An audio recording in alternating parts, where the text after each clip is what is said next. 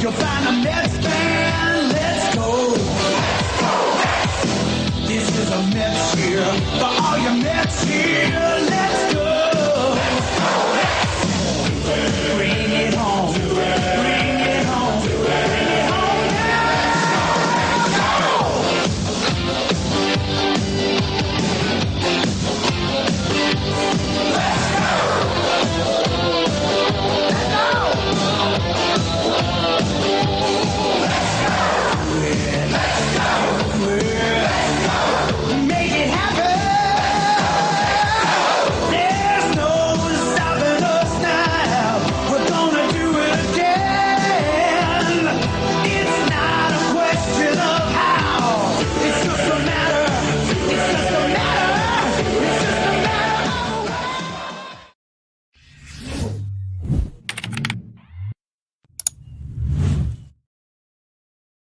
What's up, Mets fans? Welcome back to Talking Mets with Rob and another Mets off day report right here on the channel on this Thursday, August 24th.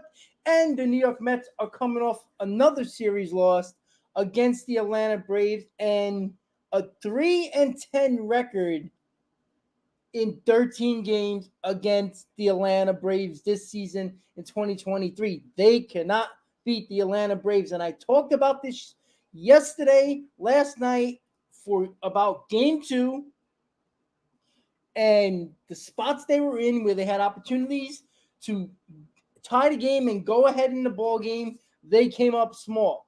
Quintana, up until he got tired in the 5th inning, was keeping his team in the ball game and were able to just a couple of runs, and who knows what could have happened.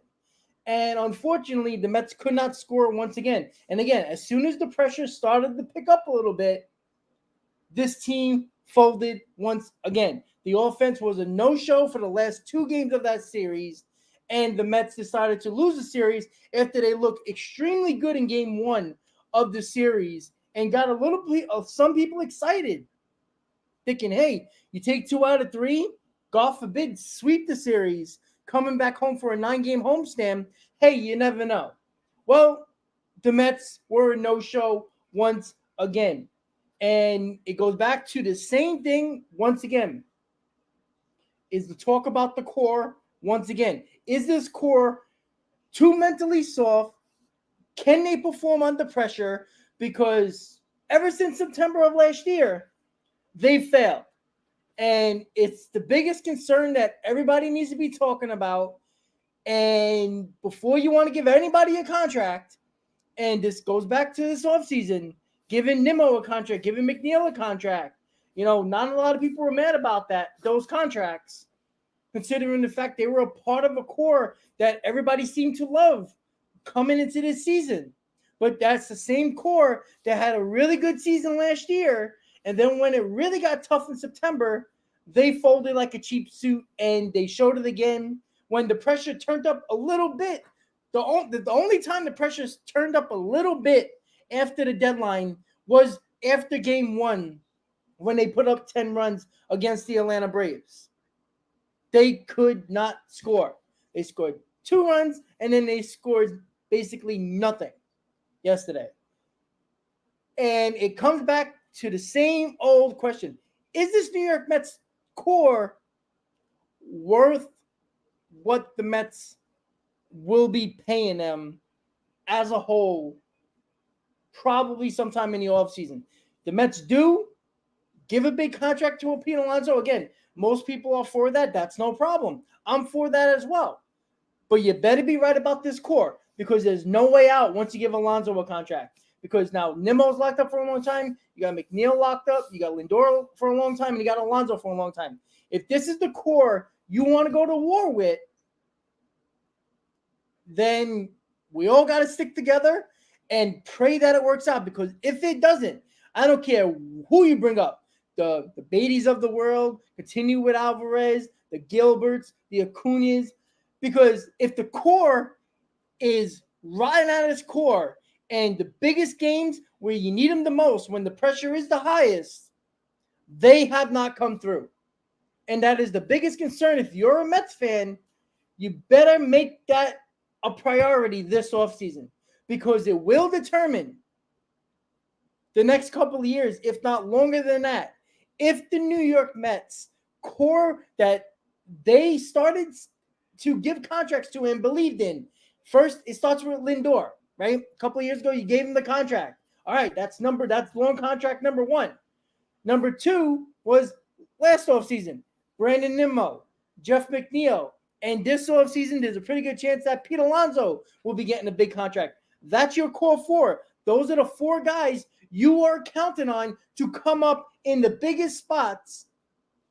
And they're going to take all the credit, and they're also going to take all the blame. Right now, they're taking all the blame. Because what I've seen, when it's very easy to play baseball really well, when there was no pressure on them, when they were cruising to a division title last year, and as soon as the Braves started to creep up enough, they started to tense up. And this team should have never went in the hole only because of Marte not being in this lineup. You still had Lindor, you still had McNeil, you still had Nimmo, you still had Pete Alonso.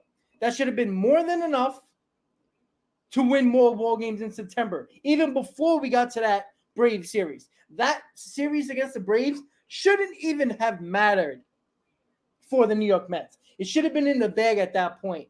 You really have to start thinking, is this core worth putting together for a long period of time? Because if you believe that, everybody better be right, including the Mets front office. Because you can't be emotional in this situation as a front office just because the fans love Pete Alonso. You know what? There's fans love Brandon. A lot of fans love Brandon Nimmo and thought it was crazy to get rid of Brandon Nimmo. Well, you got him for 7 more years after this year. McNeil, you got him for 3 more after this year. You still got 7, 8 more years for Lindor. If you're going to put Alonso a part of that core, you better be right about these guys because they're not going anywhere, and it's going to be very hard. Their contracts are untradeable. McNeil's not really, but the other 3, absolutely. So you better figure that out right now because the worst case scenario is this core isn't good enough and is mentally soft because when the going got tough, who's the one that stepped up? Can you name me any of them? And I throw Lindor in that situation too. And I throw McNeil, I throw Nimmo, and I throw Alonso. Right? The ones who have the biggest voices in that clubhouse. The ones I heard 3 of them. I heard Nimmo, I heard McNeil, and I heard Alonso completely folded like a cheap suit after the deadline. And basically was like, okay, organization gave up, I gave up this year. Right? That player mentality should never cross your mind as a player.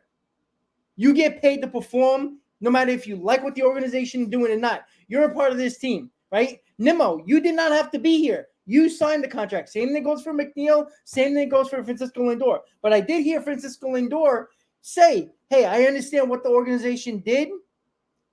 And even if Lindor didn't believe what he said to the media, he actually said what you should say to the media. And McNeil and Nimmo and Alonso, these guys aren't here. This isn't their first year or second year.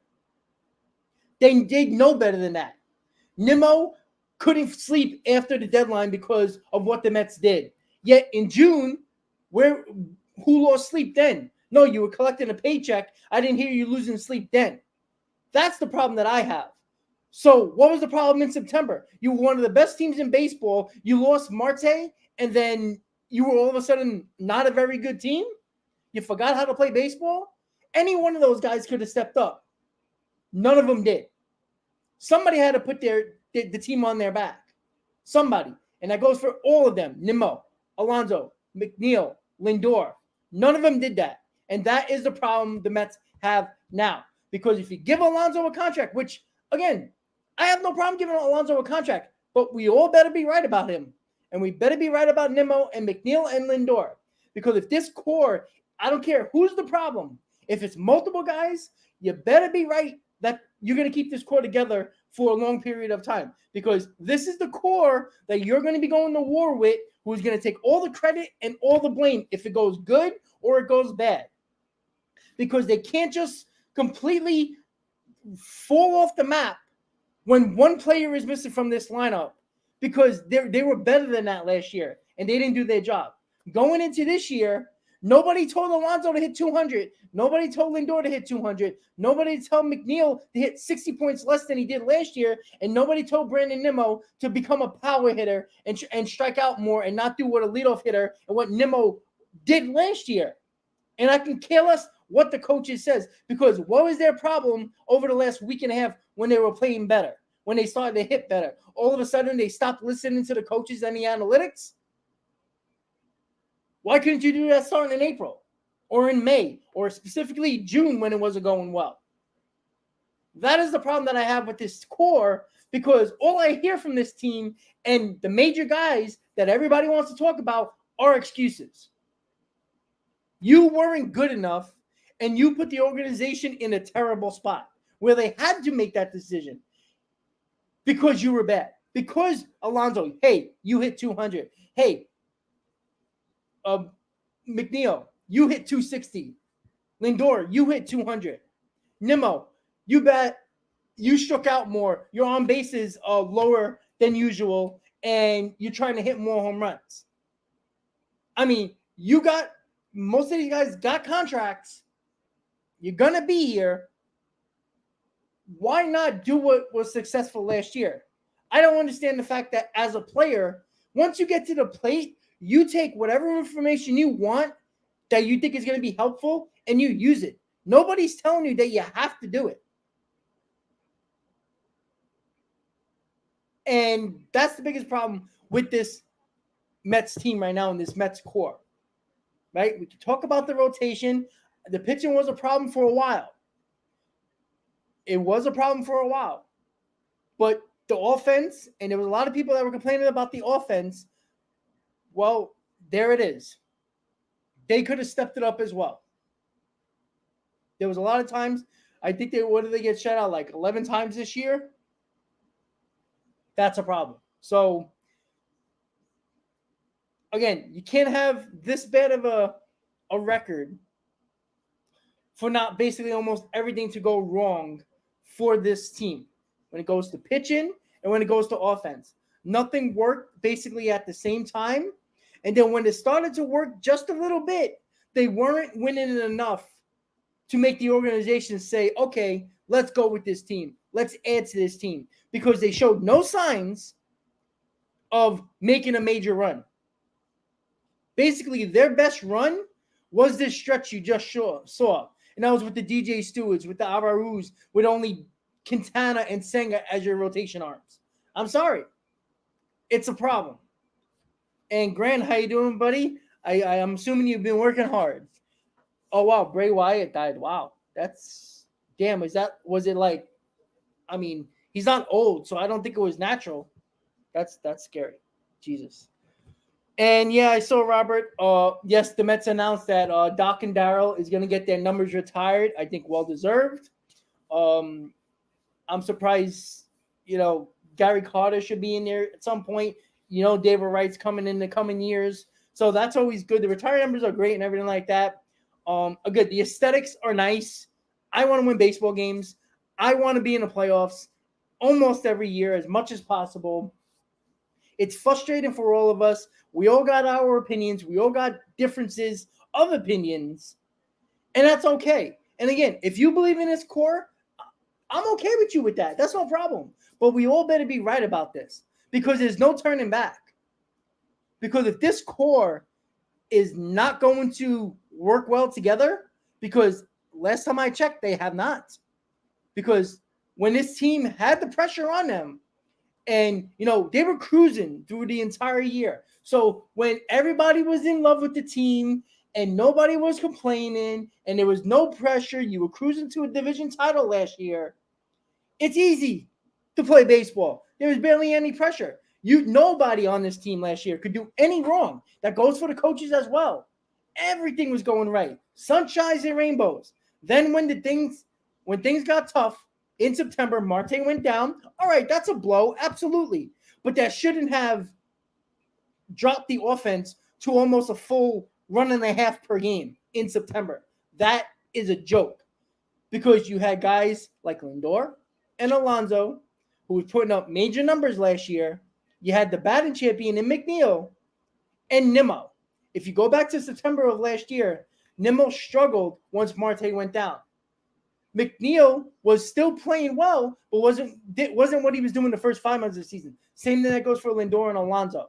Their numbers were still pretty decent, but they needed to get to a next level because they needed to step up. They got to help the production that was missing from Marte, right? These are the same guys, right? Like Nimmo and McNeil and Alonso were all looking for contracts. So I just don't understand. And it's frustrating. It's sad because now the organization has to decide and figure out, and this should have never been a tough decision for the Mets organization. The trade deadline, and we all believed that going into the season, and even in April and May, going to the trade deadline, that we were no way going to be sellers. Nobody had that on their mind at all. At all. And that's what's most frustrating about this if you're a New York Mets fan. And the players, and you can involve the coaches as well, put this team in a situation where the organization had to make a tough decision. And you know what? I honestly believe it wasn't very tough because at any moment, did you feel like this team was ever going to go on a run? Their best run was after the deadline, and it wasn't even a run that was good enough. They had to go on a crazy run just to get back into this race. And it's going to be even worse when you're going to see an 83, 84 win team possibly win the second and third wildcard team. So you don't even need to be 7, 8, 9 games over 500. You might only have to be 2, 3, or 4 games over 500. That's the sad part, that you didn't even have to be that good to make the playoffs. And that's why it's so frustrating. Because when we had all our bullets, the Verlanders, the Scherzers, the Phams, the Cano, whatever, all the guys that everybody did not want to trade. And then what happened? What happened? You were losing with those guys, right? Scherzer can never turn the corner. Every time he had a really good start, he would come back with another bad start. Verlander basically was the only one pitching well, but we were still losing his games. We weren't winning all of his games. Senga was starting to turn around, but we weren't winning all of his games. We weren't consistent. It would have been nice to go 7-3 in June and in parts of July. We really never did that. We were hovering around 6-4, 5-5, 4-5, 4-6. We were going back and forth. We can never get back to 500. We would win 2 games. We would lose 3 games. Win 2, lose 2. And that was the biggest problem that we had this entire season. No matter if it was with the full team or with the team after the deadline. It didn't matter. And again, they looked great on, on Monday. Right? They looked really good on Monday against Atlanta.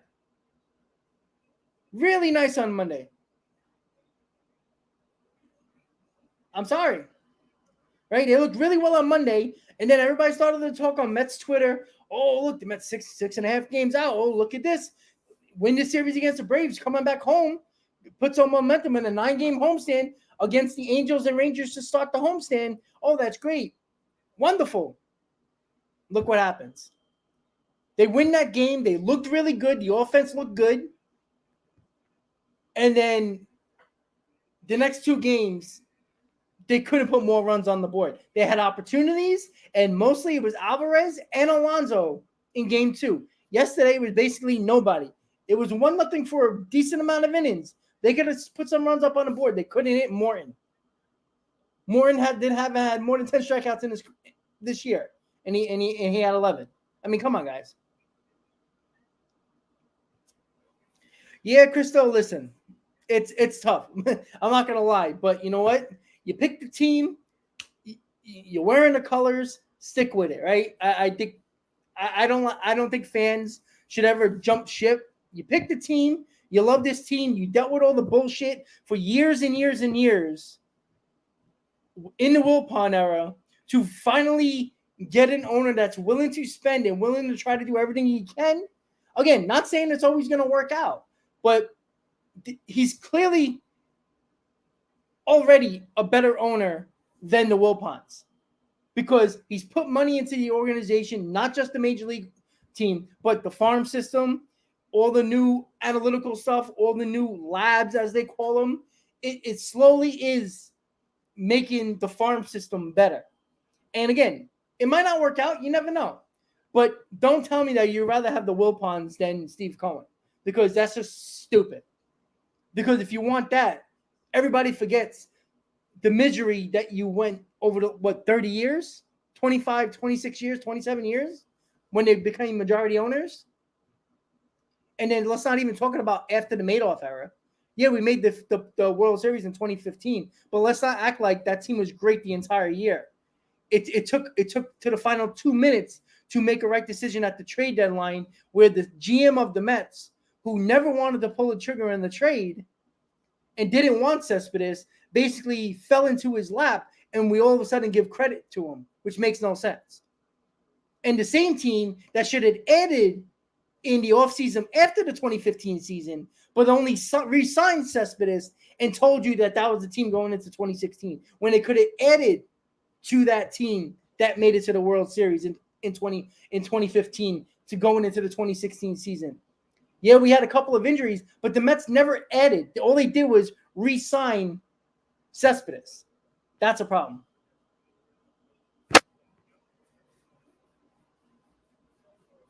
Yeah, look. Yeah, the Yankees suck. You know, I don't have Yankee fans in my ear at work this year because they don't have nothing to talk about. But again, easy. No, I'm not. I'm not surprised. I'm not surprised. But there's too many people that were because there was too many people, right? I was getting comments. I was getting the emails that I could get from my channel, and the messages that I were getting. Oh, I was too negative. After game 2. Really? How? Why should you be positive with this team when they gave you no reason to be positive basically after the first 21 games of the season this year? And I'm sick and tired of people, giving excuses to the players that we just gave big contracts to. Hey, Brandon, I don't want to hear your bullshit. I don't want to hear your excuses. I don't want to hear that you lost sleep after a deadline when you should have lost sleep in June when the team was absolutely putrid and basically cost you a season. And the big reason why you guys forced the organization to make these moves because you put them in a terrible spot. That's on them, right? I don't need Alonso and McNeil saying you have to talk to the owner. I don't need to hear that from a guy that wants a big contract with this organization. What the hell did you expect them to do? Well, maybe if you didn't bat 200 for 2 months and also Nimmo try to be a completely different hitter than what you were last year, and Lindor hit 200 and McNeil hit 260, maybe it would have been different. And they're not the only ones, but they're the ones that get all the credit when things are going right. You're going to get the blame when things are going wrong because you got the big contract and the pressure is on you now. Again, can you find the core that has done well under pressure? Because I go back to September. We all do it, right? Where was this core when Marte went down? You're going to tell me Marte was the end-all, be-all when you still had Nimmo, Lindor, Alonso, McNeil? 2 of them got real big contracts. McNeil got a solid contract, and Alonso's looking for a big contract. Where were those guys? Somebody had to put them on their back. Nobody did. And then coming into this year, which one did I see became a leader and try to maybe stand up in front of this clubhouse and say, throw last year away. It is what it is. Let's start fresh and let's kick some ass. No, what did they do? They folded under pressure yet again. When things got tough and things weren't going their way, they just continued to let it go in a different direction. Couldn't catch pop-ups. Couldn't catch grounders. Couldn't turn double plays. I mean, come on. It's frustrating and it's sad.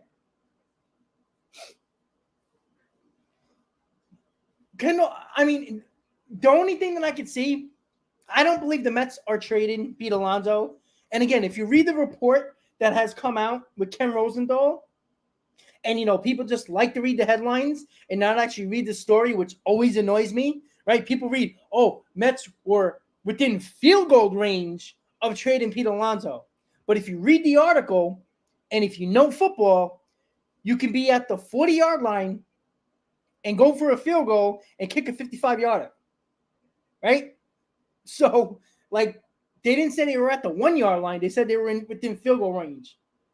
And if you read the story, which most people didn't, they just took the headline and ran with it, which is the lazy people who just want to start nonsense on social media, don't read the story. You read the story, it was the Milwaukee Brewers who initiated all the talk. They called the Mets and were heavily pursuing Pete Alonso. Epler is not doing his job. Epler should be fired on the spot if he didn't take that call or hung up on teams. You don't do that. You don't do that. And if you read the rest of the story, the price was astronomical. I mean, literally insane how big the price was. So it was never actually close enough where there was actually a lot of final pieces of the trade going to happen. That never got that far. It was never as far as, all right, we're this close and it's going to take one more player or two more players to figure this thing out. No, it never got that far if you read the Ken Rosenthal story instead of just reading the headline. And most people did because most people don't pay for the Athletic. But again, enough people said and enough reporters talked about it that this deal was never really close. And Billy Epler was not doing his job and should have been fired if you don't take a call. Because any player right now deserves to be on the block the way they've played. Not saying you should trade Pete Alonso. And I didn't think Billy Epler was. But you have to take that call because when you're going into negotiations with Pete Alonso in the offseason, you're going to say, hey, listen, we saw your value. Look how high it is. And then they're going to pull up numbers also and say, well, where were you last September? Where were you this year when the team needed you and everybody considered you the face of the franchise? You didn't put this team on your back. And yes, when you're the best player on the team, when you're the face of the franchise, you will get the blame because everybody has no problem giving you the credit when things are going right. You will get the blame. That's how it works. Right? You want all the fame, you want all the glory, you want all the FaceTime, you want to be the first person media goes to after every win or every loss. You're going to have the blame as well. No, Mike, he shouldn't have been fired if he traded Pete. Because the fact of the matter is, you have to listen. And I'm not saying that he was going to. And again, Billy Epler never said that he was willing to trade Pete Alonso. He says, yes, he listened and took calls. Why? You're not doing your job as a GM if you don't listen. Billy Epler should be fired if he didn't take calls on Pete Alonso. Because what you do, you take all that information you got from other teams, and you use that as a bargaining chip and in negotiations with the contract. Because as much as everybody wants to keep Alonso, nobody knows, Pete Alonso could say whatever he wants to the media. You know what we haven't heard? What was he asking for? Because I guarantee you they have talked. Clearly, there's no contract yet. What if Pete Alonso was walking in there and says, "Well, I'm the best power hitter in baseball since I've been up in 2019. Look at Aaron Judge. Why can't I get that money?" What if Pete Alonso is not budging off of $300 million in 8 years? You're going to pay that money? You're going to pay that money? A very similar contract? That type of money? Pushing on $40 million a year? I mean, come on. But Rocky, he shouldn't be fired. No, Rocky, that's the point.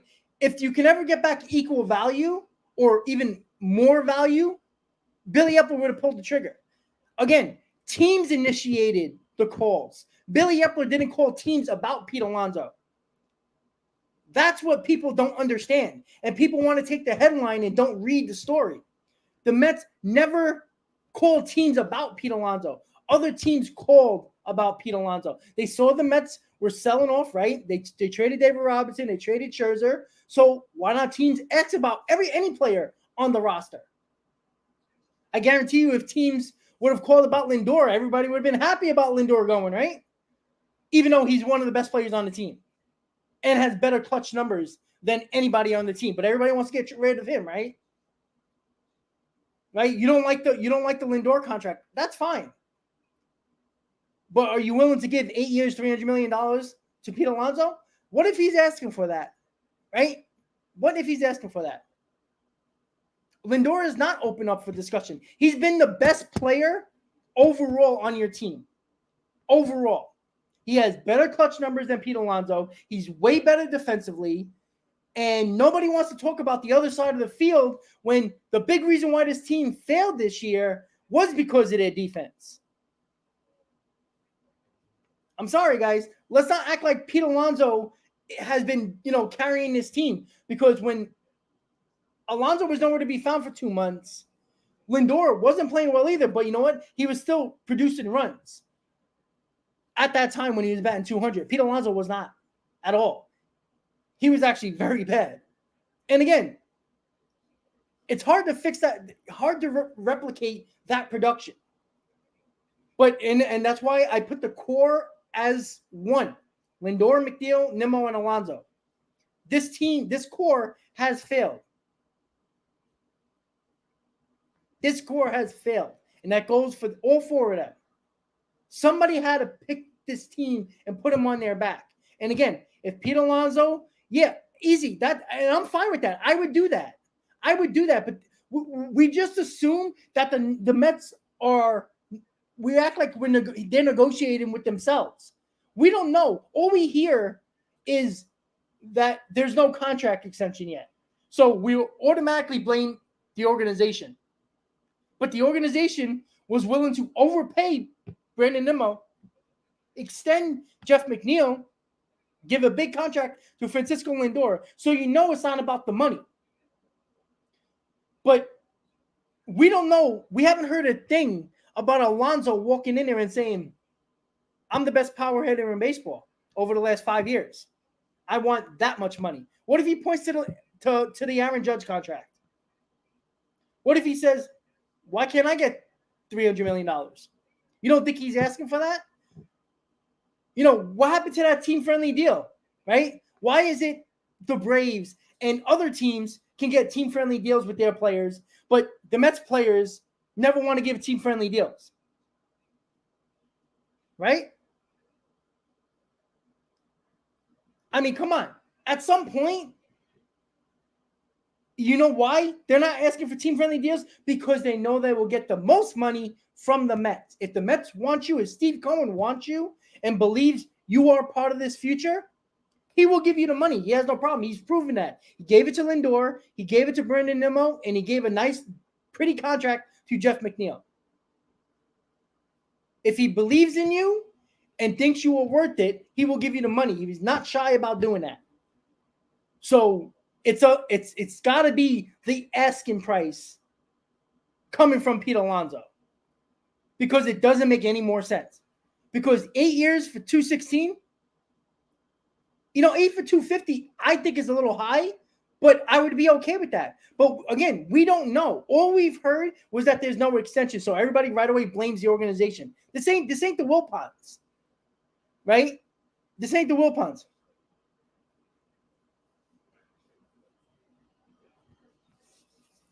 $7 years. You see, I like that 7 year mark because he's late. He's late, getting to 29, 30 years old. So I like that 7 year deal. But again, we can come up with numbers with all we want. We don't know what Pete Alonso is saying. And, for the reporters who act like they do a good job, how about trying to find out what Pete Alonso has told them that he wants? Because that's a big factor. It takes two to tango. Right? You don't think the Mets put extension offers on the table? Of course they did. Clearly, Alonso doesn't like those offers, or he would have signed one of them already, no?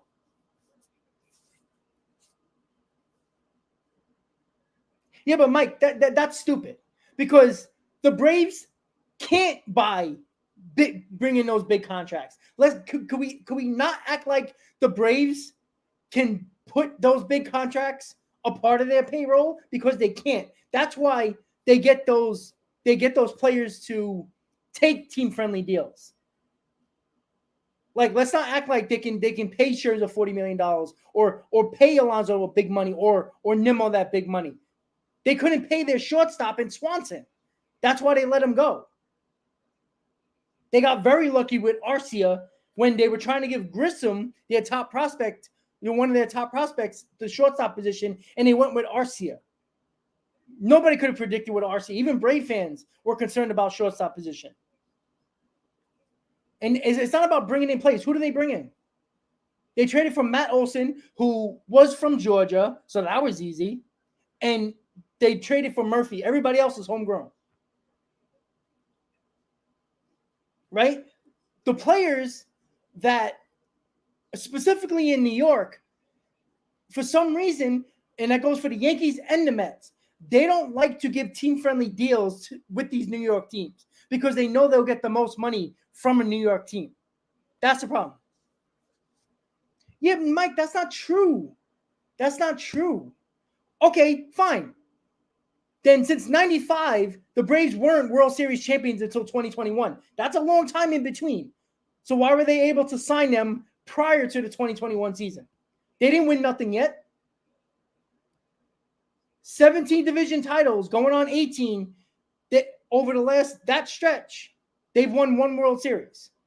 So let's not act like they're the San Francisco Giants or the Boston Red Sox or the Houston Astros, because they have not been.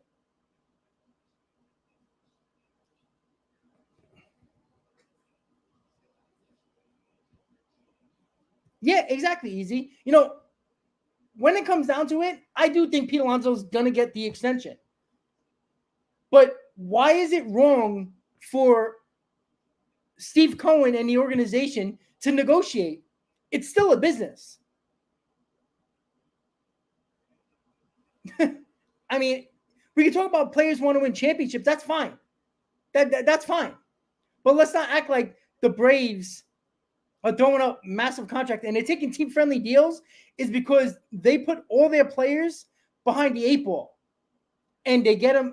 Again, there is no New York team, Yankees or Mets, where a player is willing in their second year to take a big contract. Because you don't think that would have happened with any of these players? With the Yankees or the Mets? These players don't like to take team-friendly deals with the New York teams because they know no matter if they go to free agency or not, or they get closer to free agency, they know they're going to get a New York team to overpay for them. That's how it is. That's the problem. There's a premium put on New York teams when it comes to agents and players.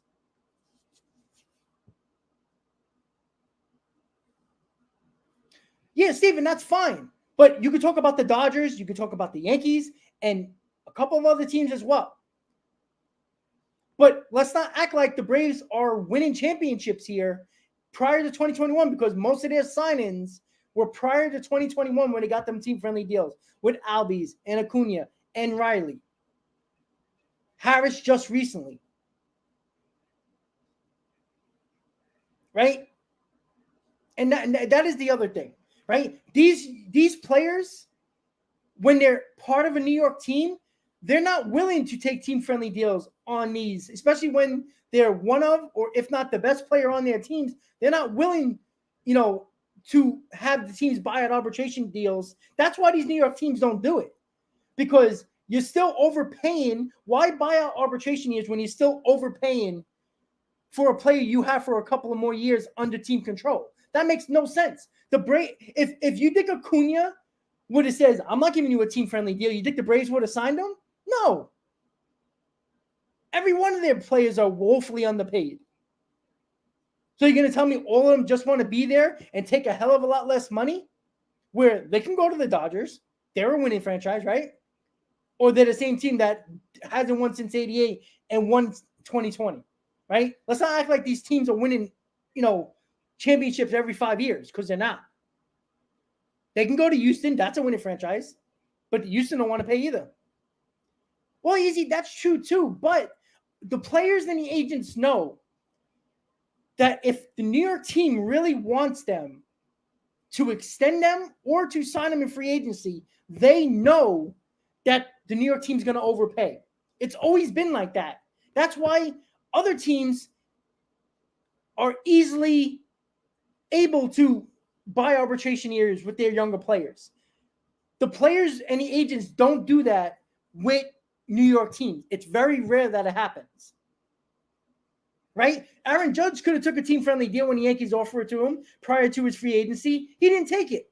He bet on himself. So he was a career Yankee. Yankees are a winning organization, winning division after division after division, going to playoffs 22 out of the 25 years, right? Why didn't Aaron Judge take a team-friendly contract? He bet on himself. He could have took $120 million less if he really wanted to be a Yankee, which all indications he didn't want to be a Yankee, but he also wanted to be paid every penny. So where's that team-friendly deal? What about Brandon Nimmo? Brandon Nimmo could have signed a team-friendly contract. Mets offered him extension. He didn't take it. You know why? Because he knew he was going to be the best free agent on the market in center field. He knew the Mets were going to overpay to take him back. That's why.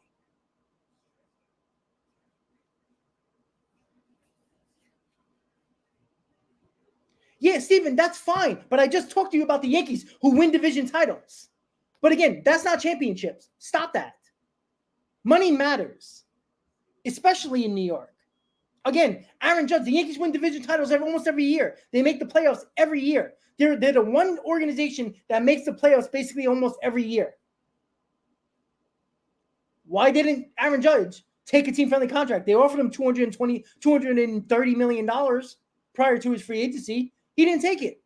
Why didn't he take the team-friendly contract? Because Aaron Judge knew that if he bet on himself and had a great year, he was going to get more money on the open market. He put the pressure on the team that he says he always wanted to be with to make them pay more money. So why didn't he just take a team-friendly deal? $230 million is going to make him poor in 10 years? No, because he knows, just like Alonso knows, just like Nimmo, they knew that they were going to put pressure on their teams because the fans love them and they're the best player on the market, and it puts pressure on that team. So if Nimmo, who claimed he always wanted to be here, he could have took a team-friendly deal. Michael Conforto was offered $100 million. For all we know, it would have been a bad contract, but he was offered $100 million prior to his free agent year. He declined it and bet on himself. He lost. But they never took team-friendly deals. There was extensions offered to Nimmo, and I guarantee you there's been extensions offered to Alonso. They know that they go to free agency, they know they're going to get the most money if the Mets want them or the Yankees want them. They know the pressure is on them and they're going to get the most money from that team. That's the problem. Because Acuna, Albies, Riley, they all could have said no. And if they would have said no, they would be on other teams. Because the Braves wouldn't be able to afford 9 years, $250 to $300 million for a guy like Ronald Acuna Jr. They all knew they could have got more. Now, yes, winning matters, but again, when you're in Atlanta and when you're in other small towns that don't spend a ton of money and don't give massive contracts, it's easy to get players to take those type of deals. In New York, it doesn't happen. Best players are not, because they know they can put their New York team over a barrel. Acuna might love Atlanta, but if he said no to that contract and loves Atlanta so much, he could have went on the open market and never took that extension. So he loves it so much, but was willing to get the team-friendly deal and take it, along with other guys. It goes both ways. And again, there was opportunities with a Yankee franchise that over the last 25 years basically made the playoffs almost every year. They've been more successful than the Braves making the playoffs and winning division titles. Why didn't Aaron Judge take a team-friendly contract? He was offered it. Right? Why did Garrett Cole go to the Yankees? It's not because he wanted to be a Yankee, right? He even brought that stupid sign when he was a kid, that when he was at a Yankee game in the playoffs, right? But he still took the most money. Why did Carlos Rodon come here? Because they were a winning franchise? No. They gave him an extra year. That's why he became a Yankee. That's the problem when it comes to New York teams. Every player and every agent knows if they're on the Yankees or they're not on the Yankees, they know they're going to get overpaid to come to New York or stay in New York. Every player and every agent knows that. If the team really needs them and the pressure's on them with the fans, they know they're going to overpay and get them to overpay when they really want the guy. That's why they don't take an extension. A guy like Jeff McNeil probably was going to get a similar offer in the free agent market with another team that the Mets gave him. So there was no threat with Jeff McNeil. Again, Brandon Nimmo was offered an extension prior to his free agency. He didn't take it. He could have. Pete Alonso, the same thing. I guarantee you a couple of times they offered him contracts already. He didn't take it. It's not signed. Why not? You know, he said he's from Florida, Pete Alonso. He says he would love to play in Florida. You think Tampa Bay or the Marlins are going to pay him that money? No. He knows the Mets are going to pay him that money. That's why he's not signing a team-friendly deal. So, yes, with Ohtani, I still believe there's going to be a team out there, if it's going to be the Mets, the Dodgers, whoever. I think what it does, I think it knocks out teams like the Giants and Seattle, because I don't think they can risk not having Ohtani pitch at all anymore, or pitch not as good as he used to at coming back with Tommy John. I don't think Seattle and the Giants are going to take that huge risk. But teams like the Dodgers and the Mets are still willing to pay that massive deal for Shohei Ohtani and make him be a DH for a year when he rehabs, and then wait a year to make him come back as a pitcher. I think those teams can take that risk. Not many other teams can when it comes to Shohei Ohtani. It sucks what happened, but I don't doubt for a second that a team like the Mets or the Dodgers will not give him a massive contract still, knowing that he can't pitch for at least a year. But he can definitely DH. And there's no doubt Shohei Ohtani can be massively important for the Mets lineup. And, of course, it will already make the Dodgers lineup even better. So, you know, those teams, if you're going to give them a 7, 8, 9-year deal worth whatever amount of money, because AAV, I don't think average annual value per year matters to these teams. The longevity of a contract, the years matter more than the actual money for the majority of these teams. Well, I agree with that, Steven, and I think that's the other reason. The problem is that, again, Seattle can't recover from a massive contract like that. They tried that with A-Rod. Didn't work. When they tried it, they could have kept one of the best players in baseball. They couldn't. Seattle can't put that mass. If they're going to give a guy like Ohtani $60 million a year for 9 years, they need him to be a dual player from the start of that contract until almost the end of that contract. They can afford in year 6 of the 9-year contract for him just to be a DH. You can't have that. They can't afford to do that because they're not going to be able to sign the players that are going to be free agents at some point. That's the problem when it comes to Seattle. The Giants could, but again, they ran away from an injury-riddled problem with Correa. They jumped off that bandwagon, right? Ohtani's going on his second Tommy John surgery. I don't know how serious the Giants are going to be with that. So, again, I think the Mets and the Dodgers are the two teams that are willing to take that risk. That, hey, if he doesn't pitch again, it sucks, but we can afford that money, and it's not going to hurt our team. He's not a one-dimensional player. We know he can still hit. So, you're paying a guy to be a dual player, but can still be massively important to both of those teams. Yeah, right wing, they might need a star, but I don't know how serious they are to give $60+ million to a guy who might just be a DH for the rest of his career. I think he can pitch again, and he probably wants to, but there's no guarantee that he's going to be the ace that he was this year. We don't know that because the second Tommy John, you never know. He might still be a very good pitcher, but might not be at that elite level anymore. And I don't know if the Giants are willing to give $60 million over a 9-year period. Now, if he was healthy going into free agency, now we can really talk about Seattle and the Giants. I think that scares them away, specifically the Seattle Mariners. The Giants, I could say it's probably about, I think they're on the fence. But I don't think, again, they were so scared about Carlos Correa that they backed out of the deal basically on the day of the press conference.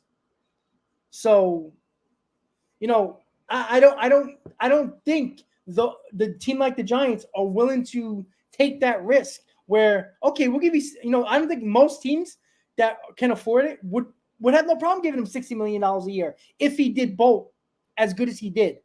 It has been. But when one's on the fence and there's no guarantee that he's going to be at that elite level going forward for pitching wise, I don't know, man. That's I don't know if they can recover from that.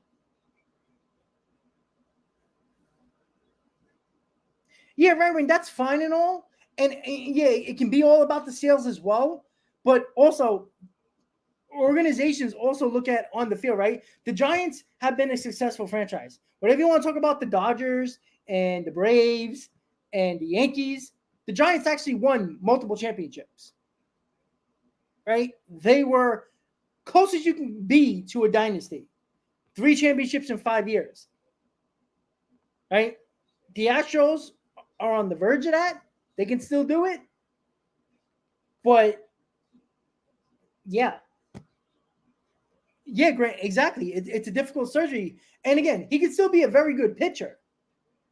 I mean, that's why I think teams like the Dodgers and the Mets, who are not going to, pinch pennies if he doesn't become back to the level that he was pitching wise. And he was, say, if he becomes a solid number 3 instead of an ace. The Dodgers, who need pitching, and the Mets, who need pitching, will take that. Perfectly over the stretch of time. Yeah, you're not going to have him for the 2024 season as a pitcher, but you'll have him as a DH. And it's tough to think with that. Again. Well, yeah, exactly. Yeah, Grant, exactly. Because you saw Tommy John surgery with Bryce Harper, who went through the surgery a little late, and he ended up, because, the World Series, he was in the World Series last year, so he had to wait. A guy like Shohei can have it, I don't know, in the end of this month, and he might be ready for the start of the season because he'll have more time to recover than Bryce Harper did. he'll have that extra month that he's not playing in the playoffs. So you got to look at it that way as well. Again, we'll see, and it'll be very interesting. Now it's got very interesting when it comes to the free agency with Shohei Ohtani. But when it comes to the Mets and trades, as we're going to end this stream in a few minutes, I do believe the Mets are going to make a big trade. That's why when everybody who was crying like a baby about building a farm system, it's not about every player panning out to be a part of the Mets team. You build an organization, you build a farm system to basically trade a good amount of them, because there's not much room, especially if you sign Alonso, there's not much room for most of these players to join the roster. So you build a farm system, and you got to pick the right guys that you think can come up and help this team over the next year or 2 or 3. But you also have to pick the guys that you're willing to trade to make your team better. And a guy, again, I've been bringing this up since the trade deadline, and why bringing up this organizational depth with this farm system and getting into the top 10 and if you look at some top 5 farm system, is so you can be more willing to make a trade, because a trade like saying Corbin Burns, as I talked about with the Brewers, I believe he's going to be traded, because the Brewers are not going to go with him a year going into his contract year, his final year of his rookie deal, and get less for him at the trade deadline, because he'll be a rental at that point. They're going to look to trade him in the offseason where they can get the most value. That's a team where the Mets can say, and look, they have good conversations with the Brewers already, right? They've made many deals over the years. They have many conversations. So the Mets and the Brewers seem to have a good communication back and forth. So don't think for a second that Corbin Burns is not going to be a part of talks in this offseason for the New York Mets. So right away, if the Mets can try to make a trade for Corbin Burns, there's your ace. Then you got Kodai Senga, and you also have Quintana. So you got Corbin Burns, who can be an ace, Senga, who's a de facto ace, but definitely a number 2, and you got Quintana, who I believe can be a very solid number 3. But worst case scenario, be a number 4. You sign Julio Urias, and guess what? You got a pretty good 4 starting rotation.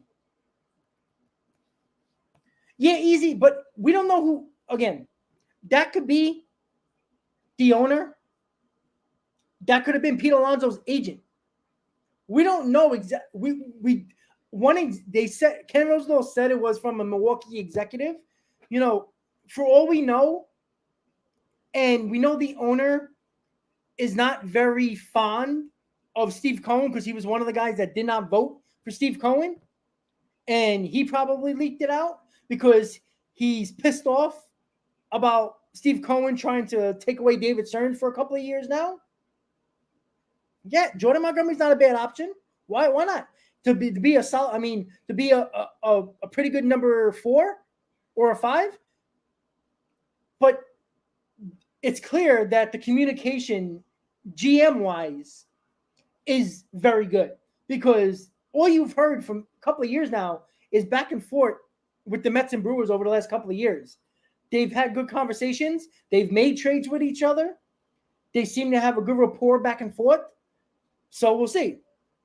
Yeah, and the Japanese pitcher as well, Yamamoto, right? You know, you make a trade for Corbin Burns, you sign Yamamoto, and even if you don't get Urias, but you get another guy like, again, Jordan Montgomery, you're not going to be okay with Corbin Burns, Senga, Quintana, Yamamoto, and Jordan Montgomery. That's a pretty good 5. And then you have your depth with McGill and Peterson and Lucchesi and those guys.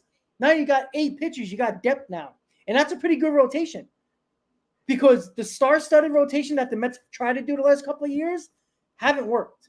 So I'd rather have 5 guys that are solid with a guy that definitely can be a pretty good ace, and the rest are solid guys, than going with 2 guys that we need to be great because the rest of the rotation is not good enough.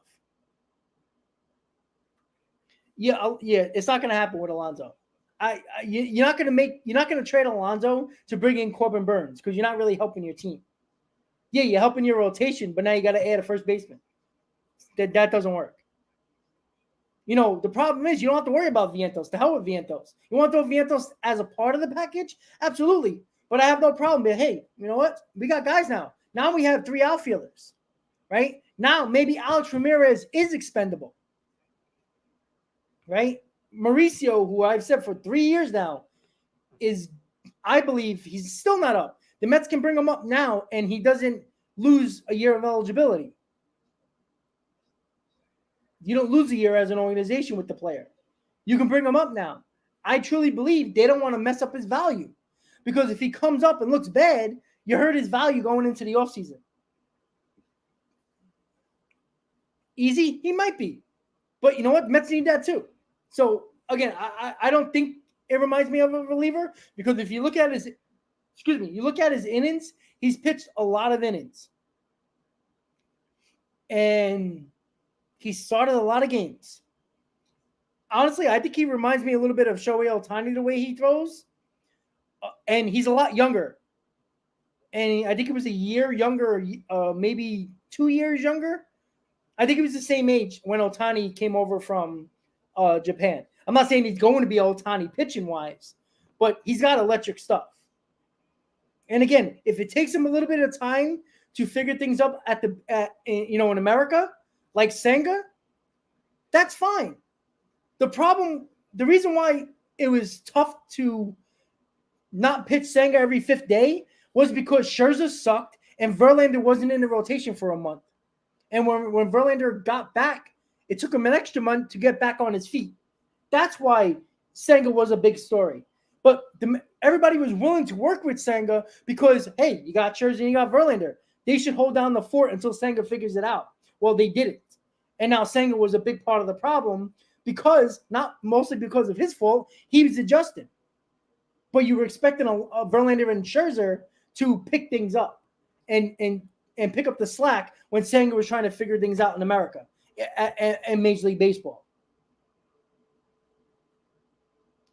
Easy, I wouldn't mind that. You know why? Because we know Severino has really good stuff. And I think that Severino, mentally, I worry about his mental capacity with that stuff. But I do think that he's had a bad relationship with the Yankees. They put him on the IR or the 60-day IL last year when he didn't want to go. And he's had problems with the organizations. Maybe a change of scenery helps him. But I don't think New York pressure is going to help that kid. I think he needs to go like Aroldis Chapman, go to Kansas City or go to somewhere where nobody really cares and you have 50 microphones in front of your face you have to every start. But I wouldn't mind doing that, but he can't be one of your key top 3 guys. You can't bring him in and say, all right, we're counting on you because that's dangerous. I wouldn't do that. No, Jay, not easy. That's what I'm saying. I don't believe the Mets were ever trying to trade. Again, if you read the report from Ken Rosenthal, the Brewers called the Mets. And Billy Epler is doing his job. He says, all right, you want him? Well, the price is going to be astronomically high. Now, we don't know how high it was. It was extremely high. Rosenthal didn't go into detail. But if it was astronomically high, as he said in that report, then it's probably 4 or 5 top 5 prospects. Had to be. At the least. So I don't think it was ever going to happen. But again, an organization is not doing their job. A team, again, the Mets, Billy Epler wasn't calling the team and saying, hey, Alonso's available. Teams assume, hey, they're selling. Let's ask about other players. Why not? So the Brewers did it. The Brewers did offer a very nice package, but it wasn't good enough, clearly. I don't think the Mets were ever going to trade. I think it's a negotiating tactic when it comes to Pete Alonso. And there's nothing wrong with that. Right? Just like Alonso is not going to take a team-friendly deal, why should the Mets give every penny if they don't have to? So it's a negotiating tactic. Right?